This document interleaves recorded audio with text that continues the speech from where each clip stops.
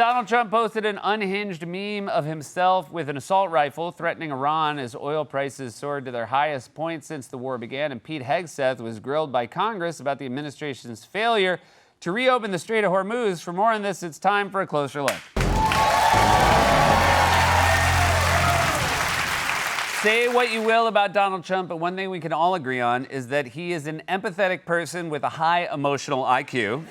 Don't laugh. He knows when to tread lightly, and he treats everyone with dignity and respect. Bear with me.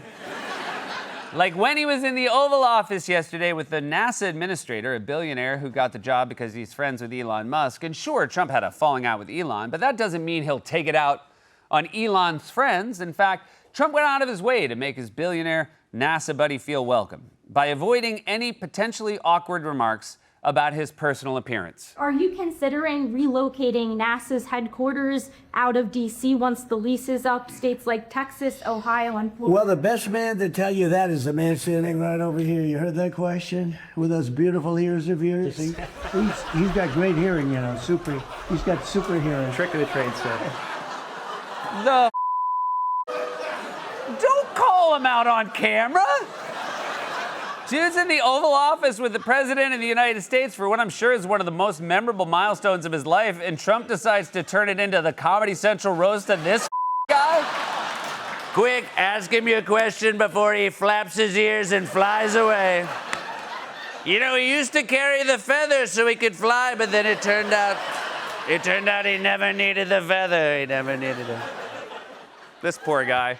Although I bet Trump actually believes he has super hearing. When Trump first met him, I guarantee he asked if he's an X-Man. Are you a mutant? Because we already have one of those. I ate a raccoon's testicle and it gave me the power of night vision. Also, let me just say to the camera operator, how dare you? You did my why the zoom? Who's doing cameras for CNN now? Is it whoever used to direct The Office? Don't zoom in on a physical feature right after someone makes fun of it. I'm sorry. Wally, I can't see the cue cards. You can't? They're almost as big as your forehead. What? Oh, I'm sorry. I should point out we now share a camera operator with CNN. He's real sassy. But when Trump isn't mocking other people's appearances, he's focused on his own. Not in real life, but in memes. President Trump delivering another social media threat to Tehran. This middle-of-the-night post featuring what appears to be an AI-created image of Trump holding a rifle amid a backdrop of explosions with the words, "No more Mr. Nice Guy." What appears to be.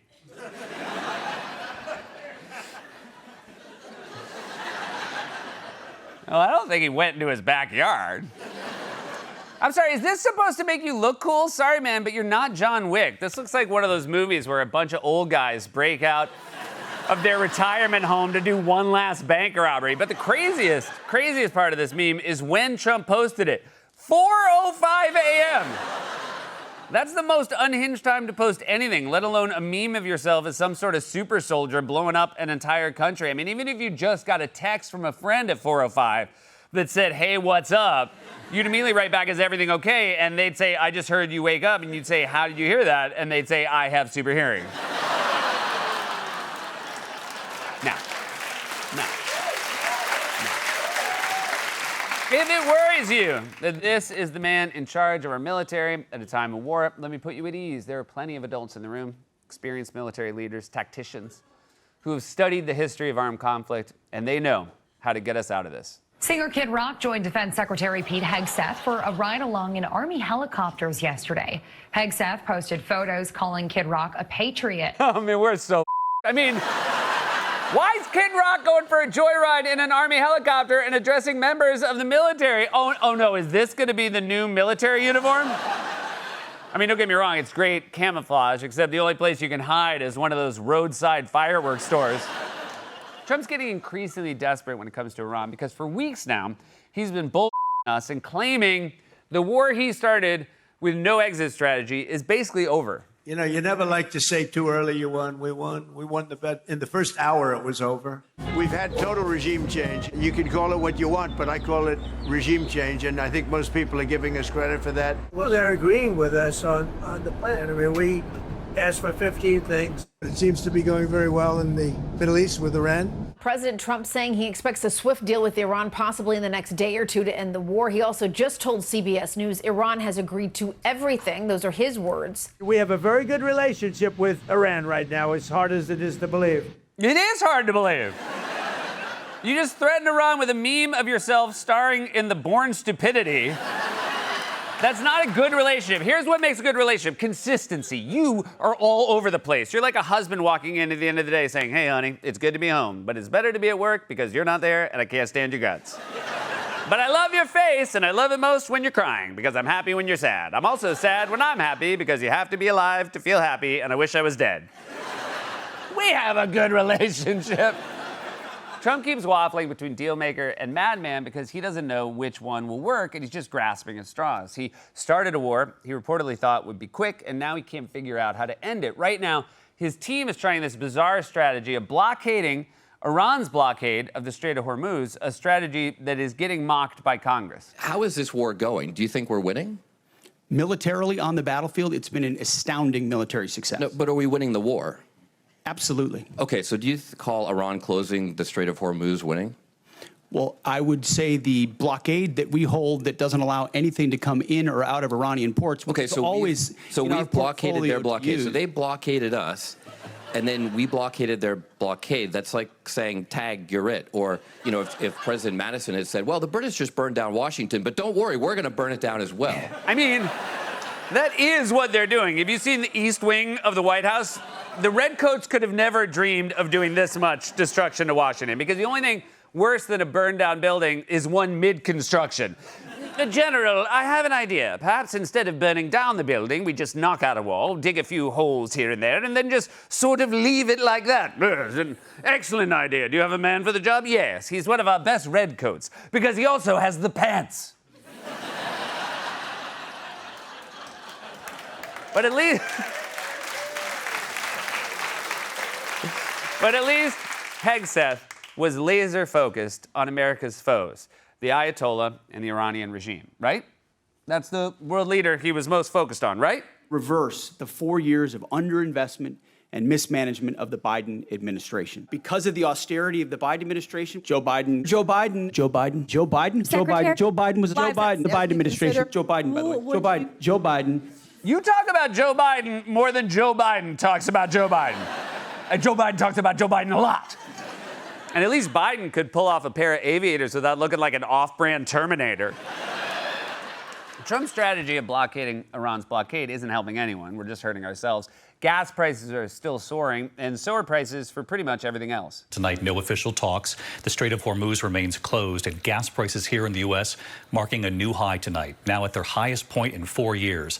And of course, it's not just gas, it's diesel used to deliver goods and groceries, and the prices you're now paying. Gas prices today hit their highest level in 4 years. The average price for a gallon of gas now $4.20. That's up $1.26 since the start of the Iran war. With peace talks stalled and no sign that oil tankers will start moving anytime soon through the Strait of Hormuz, oil prices are still climbing. I just talked to veteran analyst Andy Lippow. He said that in the next 7 to 10 days, he thinks the national average will go to $4.25 to $4.30 a gallon.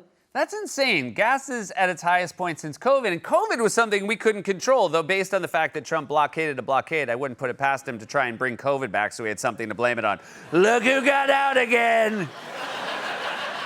You better not mess with our gas prices, you rascal, you. And the crazy thing is, gas prices were like the one thing Trump could actually brag about, his proudest accomplishment, the thing he's talked about more than anything else. Gasoline is less than $2 in many places, a gallon, which nobody expected to see, but I did. We had yesterday 3 states where oil was at $1.99 a gallon. I was in a beautiful place called Iowa 2 weeks ago. $1.85 a gallon for gasoline. When I visited the great state of Iowa just a few weeks ago, I even saw $1.85 a gallon for gasoline. We have people now getting gasoline for $1.99, $1.96, $1.95, $1.92 yesterday. He wants all of us to be so impressed he can keep listing numbers under $2. $1.90, $1.95, $1.92. Get ready for this one. If you think I've run out, I have a $2.05. Wait. $1.91. Of course, none of this was a problem before the war started. The Strait of Hormuz was open. Tankers could sail through it with ease. We did this to ourselves. Although Trump's allies on Fox News really wish he would stop saying that. I wish the talking point of that the Strait was open before the conflict. People got to stop doing it. It was a beautiful day, the morning of 9/11. Sorry, then? If you're ever thinking of comparing anything to 9/11, a good rule of thumb is to just stop talking. Especially since in that analogy, you made us 9/11. In fact, that should be someone's job. We should appoint someone to be on alert for bad 9/11 comparisons. Someone who can hear, those analogies, no matter where they are. Someone in the world with super hearing. I think I know the perfect man for the job. There he is. For anyone who thinks it's mean I keep doing that, I don't care. There's nothing anybody can do to me. Oh, they're zooming in again, aren't they, on my forehead? All right, I learned my lesson.